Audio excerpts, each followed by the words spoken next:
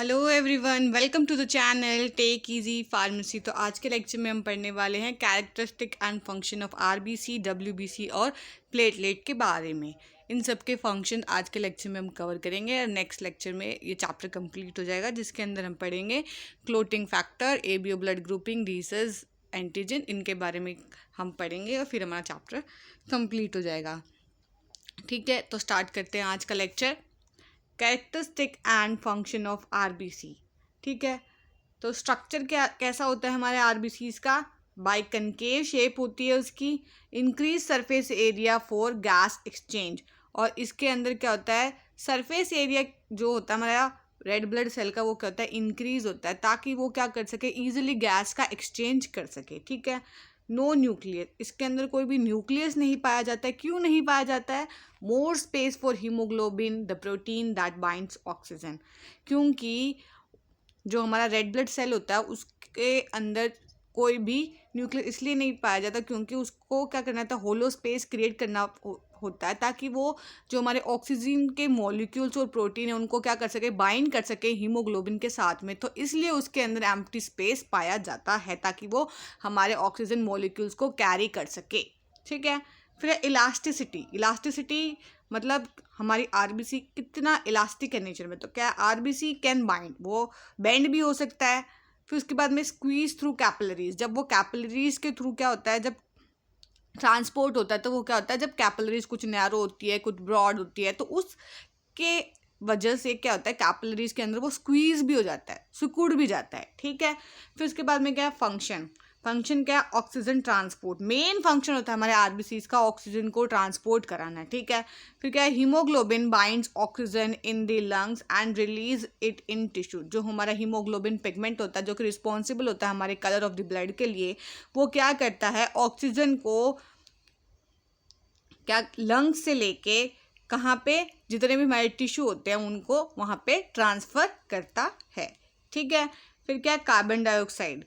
फिर haemoglobin carries CO2 back to the lungs to be expelled. और फिर क्या करता है, जो हमारा आरबीसी है, जितनी भी कार्बन डाइऑक्साइड थी ऑर्गन से कलेक्ट करके वो कहाँ पे उसको ट्रांसफ़र करता है, लंग्स से। और फिर लंग क्या करता है, उसको हमारी बॉडी से एक्सपेल आउट कर देता है। ठीक है, ये तो हो गए हमारे आरबीसी के स्ट्रक्चर और फंक्शन। ठीक है, फिर उसके बाद में हमारा आरबीसी का लाइफ स्पैन कितना होता है, मतलब उस कब तक वो हमारा आरबीसी है वो जिंदा रहता है हमारी बॉडी में। तो अप्रॉक्सीमेटली 120 डेज का इसका लाइफ स्पैन होता है। ठीक है, they are remove by the spleen after their life span is over. ठीक है, मतलब कि 120 डेज का इसका लाइफ स्पैन होता है। फिर उसके बाद में जो स्प्लीन होता है, ठीक है, जिसको हम ग्रेवयार्ड ऑफ आरबीसी भी कहते हैं, ये भी एक नंबर के क्वेश्चन में कभी आपसे पूछ लिया जा सकता है, तो आप इसे भी रिमेंबर रखें कि ग्रेवयार्ड ऑफ आरबीसी किसे कहा जाता है, तो वो है स्प्लिन।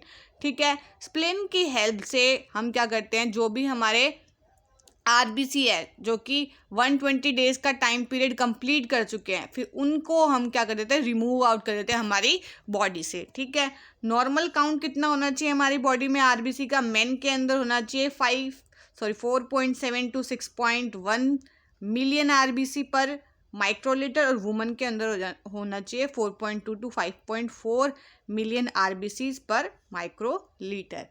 तो हमारी वुमन के अंदर हमेशा काउंट कम रहता है एज कंपेयर टू मेन। ठीक है, फिर एक characteristic and function of WBC. अब हमारे डब्ल्यूबीसी की क्या कैरेक्टरिस्टिक और फंक्शन क्या है वो हम स्टडी कर लेते हैं। तो स्ट्रक्चर कैसा होता है हमारे डब्ल्यूबीसी का? WBC have a nucleus and are classified into 2 major group. जो हमारे डब्ल्यूबीसी होते हैं उनके पास क्या होता है, न्यूक्लियस प्रेजेंट होता है, उनको हम 2 मेजर ग्रुप के अंदर डिवाइड करते हैं। और आरबीसी क्या होता है, उनके अंदर क्या होता है, न्यूक्लियस प्रेजेंट नहीं होता। तो ये दोनों चीज़ आप याद रखें। फिर उसके बाद में क्या है, टाइप्स में क्या है, ग्रैनुलोसाइट। ठीक है, उसके अंदर क्या होता है, contain granules that are visible under a microscope.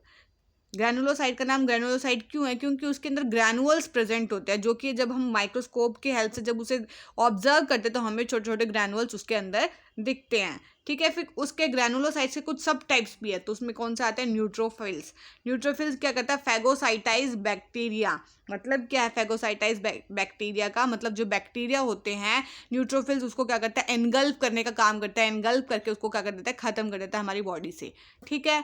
उसके बाद में क्या है, स्नोफिल्स। इसका काम क्या होता है, combat parasitic infection and allergy. जितनी भी हमारी बॉडी के अंदर पैरासाइटिक इन्फेक्शन होती है और एलर्जीज होती है उनको टैकल करने का काम कौन करता है, स्नोफिल्स। ठीक है। उसके बाद में बेजोफिल्स। बेजोफिल्स का क्या काम क्या होता है, release histamine and other chemical during allergic reaction. Basophils का काम क्या होता है, ये हिस्टामिन को रिलीज कराएगा हमारी बॉडी में और क्या करेगा, कुछ और अदर केमिकल को रिलीज कराएगा जब हमारी बॉडी के अंदर कोई एलर्जिक रिएक्शन हो जाती है, तो कौन एक्ट करता है, बेजोफिल्स। ठीक है। फिर उसके बाद में है ए ग्रैनुलोसाइट। ये थे ग्रैनुलोसाइट, फिर है ए ग्रैनुलोसाइट। अब ये क्या है, do not have visible granules.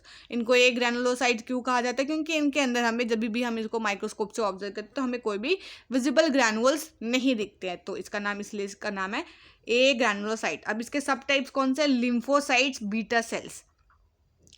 Produce antibodies. ये क्या करते हैं, एंटीबॉडीज को प्रोड्यूस करते हैं। T cell kill infected cell and NK cell attack virus. मतलब इसके अंदर जो लिम्फोसाइट्स बी सेल है वो क्या करेंगे, एंटीबॉडीज को बनाएंगे और फिर उसके बाद में टी सेल क्या करेंगे, उन इन्फेक्टेड सेल को किल करेंगे। फिर जो एनके सेल है वो क्या करेंगे, अटैक करेंगे वायरस पे। ठीक है। फिर है हमारे मोनोसाइट। मोनोसाइट क्या करते हैं, differentiate into macrophages that phagocytise pathogen and dead cells. ये क्या करेंगे, पहले तो डिफ्रेंशिएट होंगे। ठीक है। किस में डिफ्रेंशिएट हो गए, मैक्रोफेजेस में। फिर उसके बाद में वो पैथोजेंस को क्या करेंगे, फैगोसाइटाइज मतलब एनगल्फ करके उनको क्या कर देंगे, मार देंगे। ठीक है। फिर उसके बाद में फंक्शन क्या है हमारे WBC का, सबसे पहला है इम्यून रिस्पॉन्स। ठीक है। इम्यून रिस्पॉन्स में ये काम करता है, WBC defend the body against infection and foreign invader. तो WBC का क्या काम होता है कि वो क्या करता है कि हमारी बॉडी को डिफेंड करता है किसके अगेंस्ट, किसी भी इन्फेक्शन के अगेंस्ट, और कोई भी अगर हमारी बॉडी के अंदर फॉरेन इन्वेडर मतलब कोई भी फॉरेन ऐसी चीज़ जैसे बैक्टीरिया, वायरस, फंगी, कोई भी हमारी बॉडी के अंदर जो फॉरेन इन्वेडर है हमारी बॉडी के अंदर एंटर हुआ है तो उससे हमें इन्फेक्शन से फाइट करने में कौन हेल्प करता है, WBCs। ठीक है। फिर फैगोसाइटोसिस का काम करता है, कौन कौन करते हैं फैगोसाइटोसिस का काम, न्यूट्रोफिल्स एंड मोनोसाइट्स। ये क्या करते हैं, एनगल्फ करते हैं किसी भी पैथोजन को, निगल लेते हैं। एनगल्फ करने का मतलब क्या होता है, निगल लेना। ठीक है। उसके बाद में antibody production, B cells produce antibody to neutralise pathogen. फिर क्या करते हैं, जो हमारे बी सेल्स होते हैं वो क्या करते हैं, एंटीबॉडी के प्रोडक्शन में हेल्प करते हैं। तो एंटीबॉडी जब भी हमारी बॉडी में एंटीबॉडीज़ बनेंगी तभी तो हमारी बॉडी का इम्यून सिस्टम क्या होगा, अच्छा बना रहेगा। ठीक है। तो ये एंटीबॉडीज़ के प्रोडक्शन में हेल्प करते हैं और जितने भी हमारे बॉडी के अंदर पैथोजन है उनकी क्वांटिटी को क्या करते हैं, स्टेबल न्यूट्रलाइज करने की कोशिश करते हैं ताकि वो हमारी बॉडी के अंदर कोई भी इन्फेक्शन कॉज ना कर सके। ठीक है। फिर लाइफ स्पैन कितना होता है इसका, ranges from a few hours neutrophils two year memory lymphocytes. मतलब अब लाइफ स्पैन जो है इसका रेंज के अंदर होता है, कुछ घंटों तक भी हो सकता है, कुछ न्यूट्रोफिल्स साल तक, जब तक उसकी मेमोरी स्टोर है हमारे बॉडी के अंदर तब तक उसका लाइफ स्पैन रहता है। फिर नॉर्मल काउंट कितना होता है, 4000 टू 11000 WBC पर माइक्रोलीटर। ठीक है। उसके बाद में क्या है हमारा, characteristic and function of platelets. ठीक है। तो स्ट्रक्चर क्या होता है हमारा, platelet are small anucleate cell fragment derive from megakaryocytes. ठीक है। तो जो हमारे प्लेटलेट्स होती हैं तो वो क्या होती है, स्मॉल होती है, ए न्यूक्लिएट सेल होता है उसमें, मतलब इसके अंदर भी न्यूक्लियस नहीं पाया जाता, फ्रेगमेंट्स के अंदर होती है। और ये किससे डिराइव करते हैं, इसको हम मेगा कैरियोसाइट से हम इसको डिराइव करते हैं। ठीक है। फिर उसके बाद में फंक्शन क्या है इसका, होमोस्टेसिस और blood clotting. Platelet aggregate at the site of vascular injury to form a temporary platelet plug. मतलब क्या है, जो प्लेटलेट क्या करती है, एक एग्रीगेट बनाती है उस साइड पे जहाँ पे भी हमें कोई वेस्कुलर इंजरी हो गई है। ठीक है। तो वहाँ पे वो टेम्पररी एक्ट करके वहाँ पे क्या करती है, ब्लड क्लॉटिंग का काम करती है, हमारे ब्लड को क्लॉट करने का काम करती है ताकि जितना भी हमारा एक्सेस जो ब्लड लॉस हो रहा है तो उसको वो क्या कर सके, प्रिवेंट कर सके। ठीक है। फिर उसके बाद में रिलीज क्लॉटिंग फैक्टर। फिर क्या, platelet release clotting factor like serotonin, ADP and thromboxane A2। मतलब क्या है, अब जब ये क्लॉटिंग कराती है तो कुछ इसके क्लॉटिंग फैक्टर्स भी होते हैं, जैसे कि सेरोटोनिन, एडीपी और थ्रोम्बोक्सिन A2। तो इनको ये क्या कराती है, रिलीज कराती है, ताकि जो क्लॉटिंग फैक्टर, जो क्लॉटिंग मैकेनिज्म है वो एक्टिवेट हो सके। और फिर क्या है, that help in coagulation and cascade, जिसकी वजह से क्या होता है, वहाँ पे क्या होता है, जो हमारा ब्लड होता है वो क्या होता है, कोएगुलेट होता है।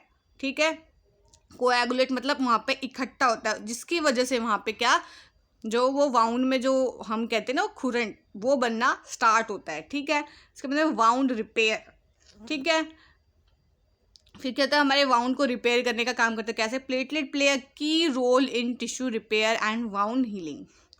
जो हमारी प्लेटलेट होती है वो एक की रोल प्ले करती है किसमें, टिश्यू को रिपेयर करने में, और जितने भी हमारे वाउंड्स होते हैं उनको हील करने में। ठीक है, तो ऐसी कौन सी डिसीज़ है जिसके अंदर हमारे जो घाव होते हैं वो जल्दी से नहीं भरते? तो वो प्लीज़ आप कमेंट सेक्शन में कमेंट करना। ये आज का आपका क्वेश्चन है। फिर क्या है, लाइफ स्पेन कितना होता है इसका, 5 to 9 डेज रहता है। और नॉर्मल काउंट कितना होता है इसका, 1.5 लाख टू 4.5 लाख प्लेटलेट्स पर माइक्रोलीटर ऑफ ब्लड। ठीक है, तो ये था भाई हमारा कैरेक्टरिस्टिक और फंक्शन ऑफ प्लेटलेट्स। तो आज हमने क्या क्या कवर किया, आरबीसीज, डब्ल्यूबीसीज एंड प्लेटलेट्स। ठीक है, नेक्स्ट लेक्चर में हम आगे इस चैप्टर को कंप्लीट कर देंगे। ठीक है, अगर आज का लेक्चर आपको पसंद आए तो please like, share and subscribe ज़रूर कीजिएगा। कोई क्वेरी है तो वो आप कमेंट सेक्शन में ज़रूर से कमेंट कीजिएगा। और नोट्स, हमारे PDF नोट्स हमारे डिस्क्रिप्शन बॉक्स में अवेलेबल है, तो प्लीज़ ज़रूर से उन्हें चेक कीजिएगा। And thanks for watching.